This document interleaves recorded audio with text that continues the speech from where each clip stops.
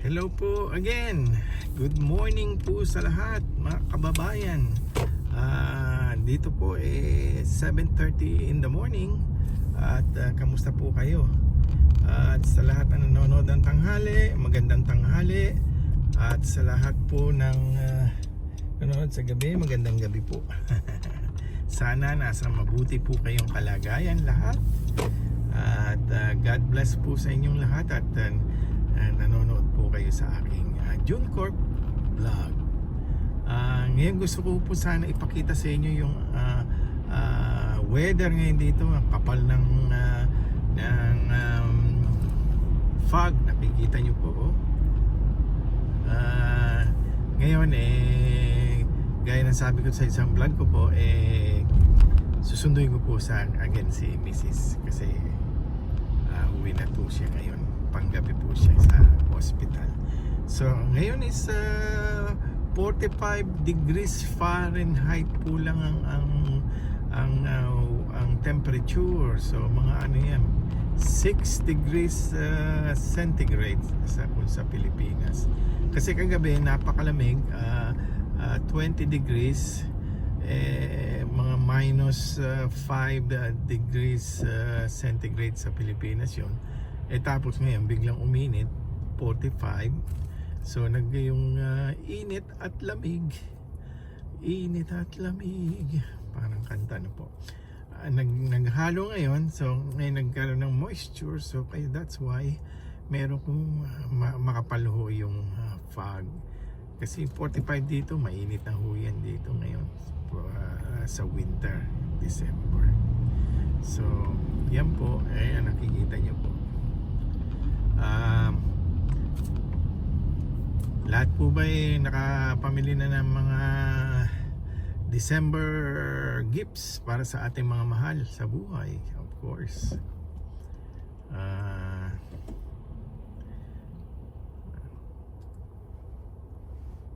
Yeah.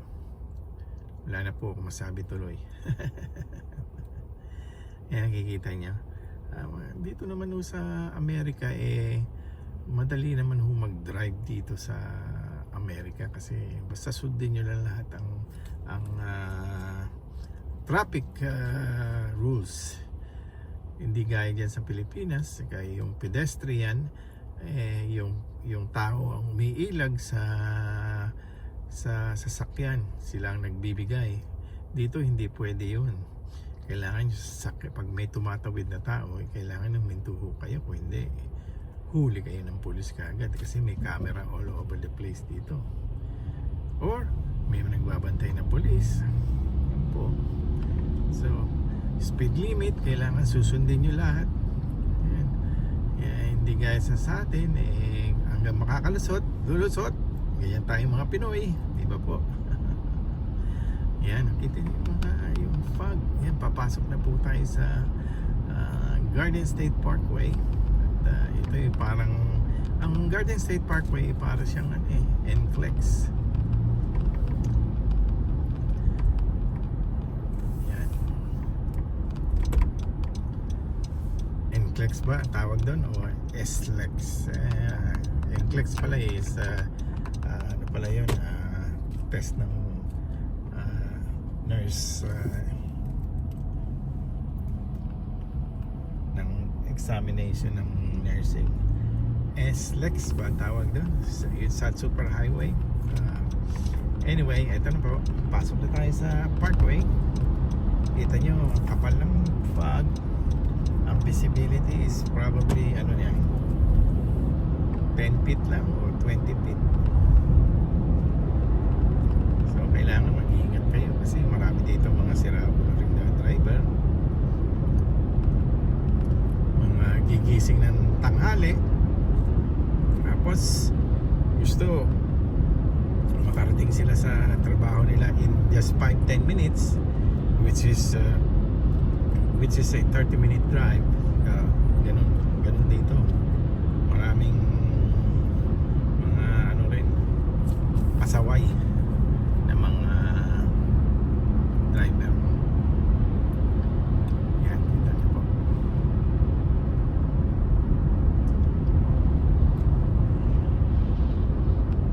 kapag naman may snow dito, naku, napakahirap mag-drive din dito. Hindi ka makapag speed ng over 40 or 30 miles per hour. Dito pala miles per hour. Alam ko dyan sa Pilipinas, kilometer per hour. So ngayon ano lang tayo, 60 miles per hour. Kung dyan sa Pilipinas, probably mga 30 kilometer per hour. Yan. Ganyan po. Para kayong nagda-drive din. Po. Experience yun rin yan. Para kayo nasa Amerika na rin yan. Experience nyo rin ang paano mag-drive dito sa Amerika. Which is lahat naman mo magaling mag-drive. Lahat basta Pinoy magaling mag-drive.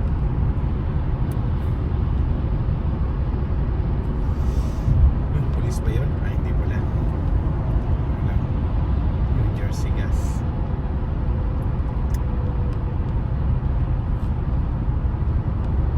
Sana yung video natin naririnig niyo po ako na mahusay. Ayan. Yan, school bus coming. Ang mga school bus driver dito, kaskasero. Minsan mga bata na yung sakay nila ang bilis-bilis pa. Akala nila lagi silang pagbibigyan ng tao para silang ambulansya. Hindi naman. Yan, 65 miles per hour lang ang ano dito, ang speed limit. So dapat sundin natin yan. At maya-maya laging yung mga pulis dito. At sa tagal ko na po nagdadaan dito, ilang libong beses na po, alam ko na kung saan nagtatago mga pulis. Kasi yung mga pulis dito nagtatago.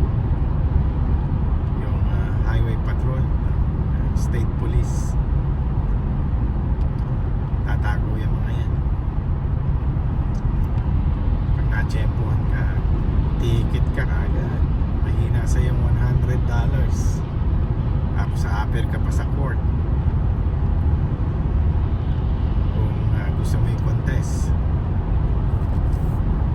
Usually hindi naman natin kinokontest na kapag natin kita. Sa awa naman ng Diyos, ilang taon na po wala tayong ticket. So may ingat naman po tayo mag-drive.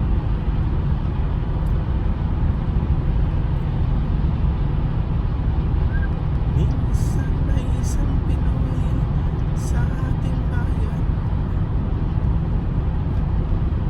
mataas ang kanyang pangarap.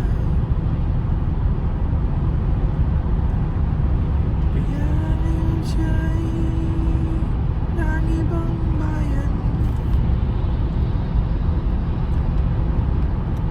Kayo po ba sana may Spotify? Baka naman ibalato niya sa akin December. Makinig po kayo sa mga music ko. June Cork. Hanapin niyo po. Search niyo po. Juncorc. June Cork.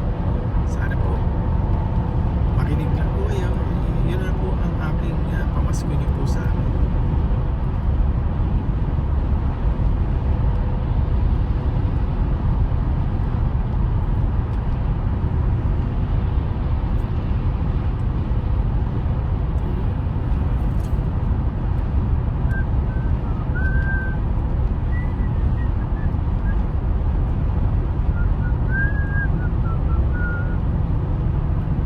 Spot na nagki-clear, tapos may mga spot na very thick ang kanyang fog. Yan, maganda na naman, malinaw po.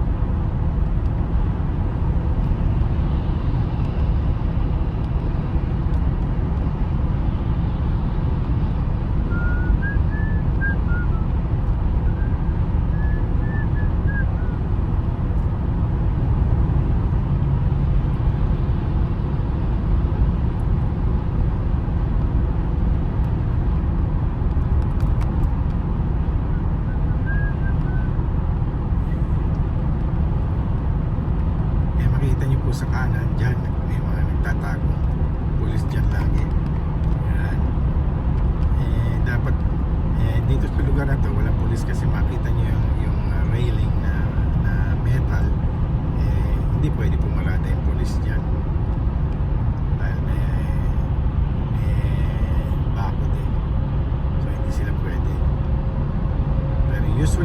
deer tumatalon dyan.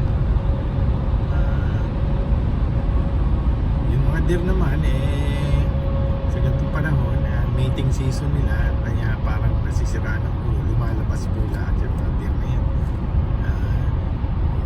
Kayo ang babanggain ng deer, hindi silang binabanggap. Akala siguro na deer kayo yung sasakyan, ganun ang nangyayari.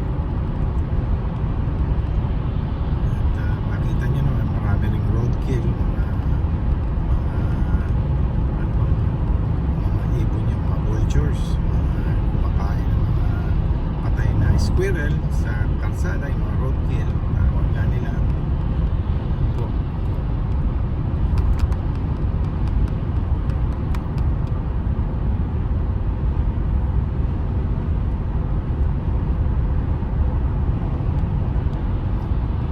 Ipabalita ko nga pala sa inyo, sa December po uuwi po ako ng Pilipinas at i-record ko po at para mapanood niyo po from the start, mula sa bahay po namin at punta na airport, sakay na aeroplano, para may maganda naman po kayong mapanood sa video.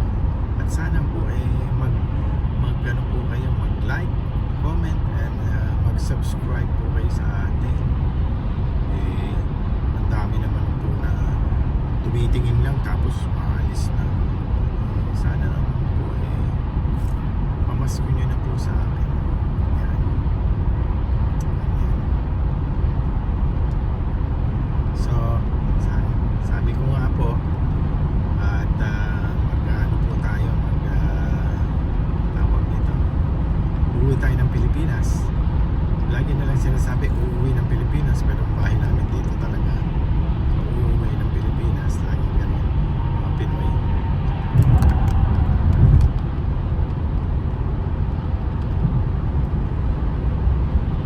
Pero dito sa Amerika po, yung mga Pinoy na mga anak ng Pinoy na dito pinanganak, yung mga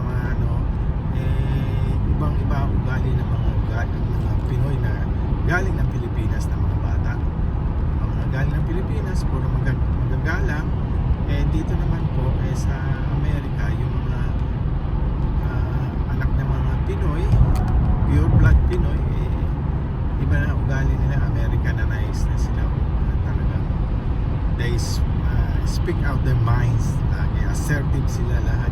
Di gaya naman ng Pinoy sa galing ng Pilipinas na doon lumaki, puro tayo mga tahimik muna po, dito mga bata dito na mga Pilipino ay magagaling, ano po, hindi ko naman sinasabing hindi magaling mga Pilipino dahil ako po galing ng Pilipinas, napakagaling ko po sariling bangko. Yun lang po, I guess nasa mga magulang din yan sa pagpapalaki nyo ng mga anak. Dito sabi bawal paluin ng mga bata, yung aso nga bawal dito paluin. Minsan nga galit sila pag tinatali mo ang aso, kailangan hindi nakatali, wala nang takbo. Pag tumae sa loob ng bahay nyo, kasalanan mo kasi hindi mo nilakad. Ganyan po tayo ng mga dito, buhay Amerika. Naman, sa awa naman ng unang Diyos, masarap naman po ang buhay Amerika. Ang tawag nga nila American Dream comes true. Dumating ako dito 1988. Nung dumating ako dito aangat talaga, lakas ng aking accent. Di ba wala tayong F, P, wala tayong his or her, lahat tayo puro her, him, wala ganun. Tanda ko nga po bibigay ako ng bedpan dun sa babae nilagyan ko ng bedpan, sabi ko sa kanya, "Are you finished?" Sabi ko, "Finished." Tawa ng tawa kasi finished, di ba? Ano po yun?